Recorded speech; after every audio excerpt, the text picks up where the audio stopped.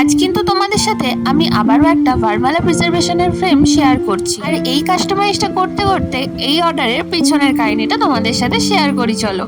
এই অর্ডারটা কিন্তু পেয়েছিলাম আমি হাওড়া থেকে, আর দিদিভাই কিন্তু আমাকে যোগাযোগ করেছিল ফেসবুকের মাধ্যমে।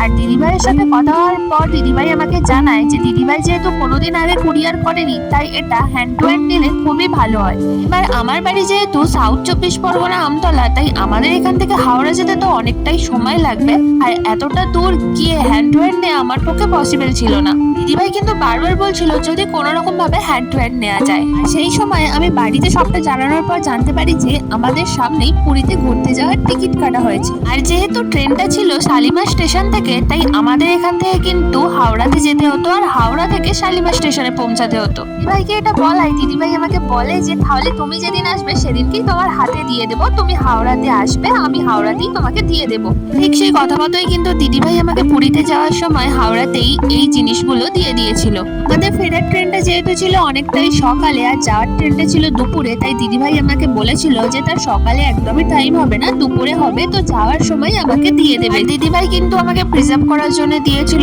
মুকুট, কাজকৌটো, কাজললতা, জাতি, কুনকে, আর তার বিয়ের সময় পরা দুটো নোয়া, সুপারি, আর দুটো কিন্তু সোলার মালা দিয়েছিল। তার সাথে দিয়েছিল তাদের বিয়ের মালার ফুলটা, যেটা দিদিভাই কিন্তু অনেক যত্ন করে রেখে দিয়েছিল, আর সেগুলোই কিন্তু আমাকে পাঠিয়েছিল। আমি নাম, ডেট আর তার সাথে একটা ছোট্ট ক্যাপশন অ্যাড করে দিয়েছি। দিদিভাই কিন্তু আমাকে বলেছিল যে কালারটা রেড আর হোয়াইট এর মধ্যেই রাখতে, তো আমি কিন্তু তেমনই রেখেছি। এবার তোমরা দেখে জানিও তোমাদের কেমন লাগলো। তোমরাও যদি তোমাদের প্রিশিয়াস মোমেন্ট গুলোকে ফ্রেম বন্দি করতে চাও, তাহলে অবশ্যই আমার সাথে যোগাযোগ করতে পারো। টাটা।